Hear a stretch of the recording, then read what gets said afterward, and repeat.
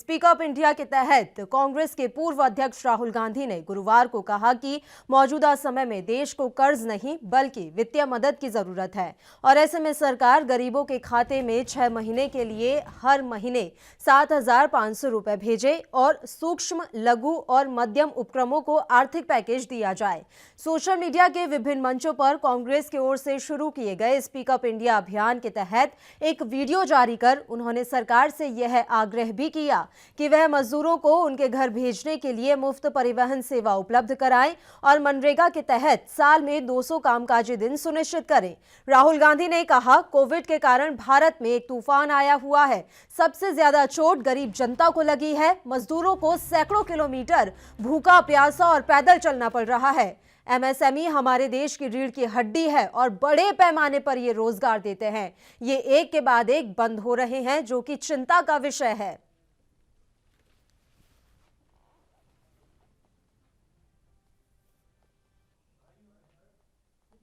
हिंदुस्तान में आज एक तूफान आया हुआ है। सबसे ज्यादा चोट गरीब जनता को लगी है। मजदूरों को हजारों किलोमीटर पैदल भूखा प्यासा चलना पड़ा और जो हमारी रीढ़ की हड्डी है, स्मॉल एंड मीडियम बिजनेसेस जो इस देश को रोजगार देते हैं, वो एक के बाद एक बंद हो रहे हैं। हिंदुस्तान को कर्ज की जरूरत नहीं है। आज हिंदुस्तान को पैसे की जरूरत है। गरीब जनता को पैसे की जरूरत है। इसीलिए कांग्रेस पार्टी एक आवाज से सरकार से 4 मांगे कर रही है। पहली मांग, हर गरीब परिवार के बैंक अकाउंट में महीने का 7,500 रुपए 6 महीने के लिए डाला जाए। मनरेगा को 100 दिन नहीं बल्कि 200 दिन के लिए चलाया जाए।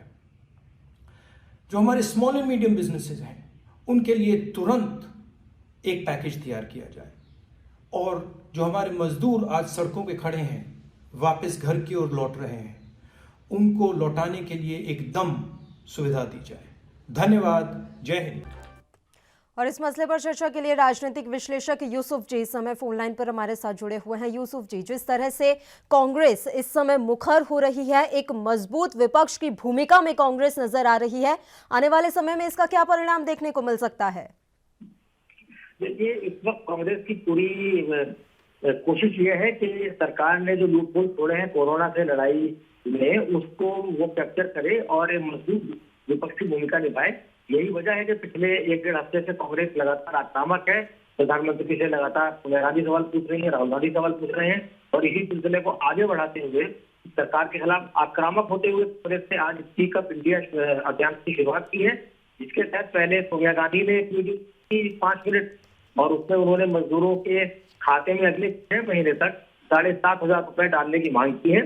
और इसके अलावा जो मनरेगा में 100 दिन की गारंटी सरकार की है मजदूरों को मजदूरी की, वो बढ़ाकर 200 दिन करने की मांग की है और मजदूरों को उनके घर ले जाने के लिए मुकम्मल इंतजाम करने की बात कही गई है। तो ये 3-4 मांगे प्रमुख रूप से कांग्रेस की तरफ से रखी गई है। पहले सोनिया गांधी ने वीडियो जारी की, उसके बाद राहुल गांधी ने वीडियो जारी की और अब कांग्रेस के जो कार्यकर्ता हैं, जो सोशल मीडिया पर एक्टिव हैं, उनसे भी कहा गया है कि वो भी मोदी सरकार के खिलाफ अपनी डिमांड को जारी रखें। यहाँ गौरतलब ये है कि पिछले लोकसभा चुनाव में राहुल गांधी ने न्याय योजना का जब ऐलान कांग्रेस ने किया था तो उसमें इसी तरह की बात की गई थी कि समाज का जो दबा खुला तबका है उसके उत्थान के लिए उनको कैश मदद देनी चाहिए।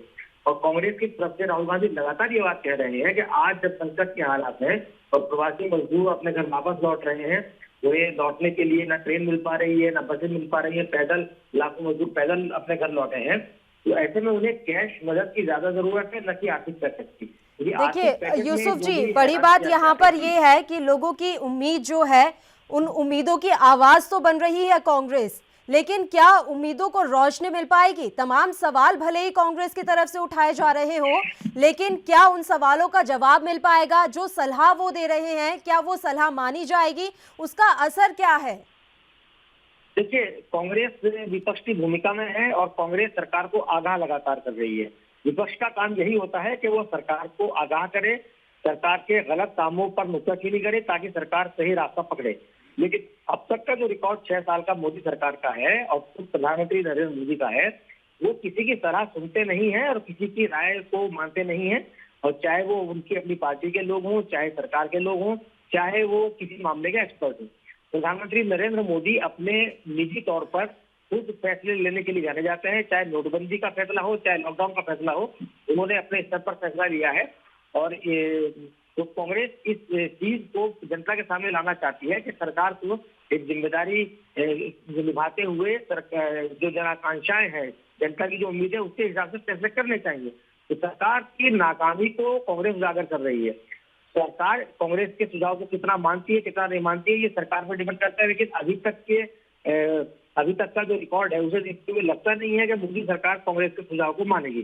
बल्कि कल रविशंकर प्रसाद, जो कि कानून मंत्री हैं मोदी सरकार में, उन्होंने राहुल गांधी के खिलाफ प्रेस कॉन्फ्रेंस करके काफी मजाक उनकी उड़ाई थी। ये भी कहा कि साहब, राहुल की बातें तो उनकी अपनी सरकार के मुख्यमंत्री नहीं सुनते हैं, जहाँ कांग्रेस की सरकारें हैं वो भी राहुल गांधी की बात नहीं सुनती है। तो उनका कहने का मतलब ये था कि जब राहुल गांधी अपनी सरकार से अपने हिसाब से फैसले नहीं करवा पा रहे हैं तो हमारे ऊपर क्यों दबाव डाल रहे हैं। तो लेकिन कांग्रेस ने जनता के नब्ज पकड़ने की कोशिश की है। आज की तारीख में करीब 14-15 करोड़ प्रवासी मजदूर हैं जो इधर से उधर जा रहे हैं, और आजादी के बाद का सबसे बड़ा ये मूवमेंट माना जा रहा है, सबसे बड़ी हिजरत मानी जा रही है। तो इसको कैप्चर करना, कम से कम उनके मन की आवाज को कांग्रेस ने आवाज देने की कोशिश की है। अब मोदी सरकार को इस बात का तो डर कहीं कहीं लगा रहेगा कि साहब, जो उनका कोर वोटर था, ये वो पूरा जो मजदूर वर्ग है, ये लोअर मिडिल क्लास वर्ग है, ये मोदी सरकार का एक कोर वोटर माना जाता है। तो अगर ये सरकार से नाराज होता है तो कहाँ जाएगा ये।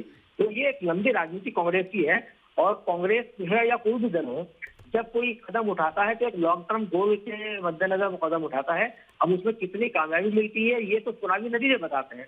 अभी तो लोकसभा के चुनाव काफी दूर हैं, अभी 4 साल बाकी है पूरे, तो उस तब क्या होगा तब तक नहीं कह सकते। लेकिन फिलहाल ये बात है कि कांग्रेस एक आक्रामक भूमिका में है, और अभी तक जो महसूस की जा रही थी मोदी 2 के टर्म के पहले साल में, विपक्ष जैसे है ही नहीं। बिल्कुल यूसुफ जी, कहीं ना कहीं इस समय विपक्ष की भूमिका में एकदम मुखर नजर आ रही है कांग्रेस। आपका बहुत बहुत शुक्रिया तमाम चर्चा के लिए, आप हमारे साथ जुड़े। चाहते हैं और खबरों को हम तक पहुंचाना चाहते हैं तो तमाम खबरों को करें अपने मोबाइल पर रिकॉर्ड, और 7888497079 पर करें व्हाट्सएप। साथ ही दुनिया की तमाम खबरों से जुड़े रहने के लिए हमारे चैनल को करें लाइक, शेयर, सब्सक्राइब।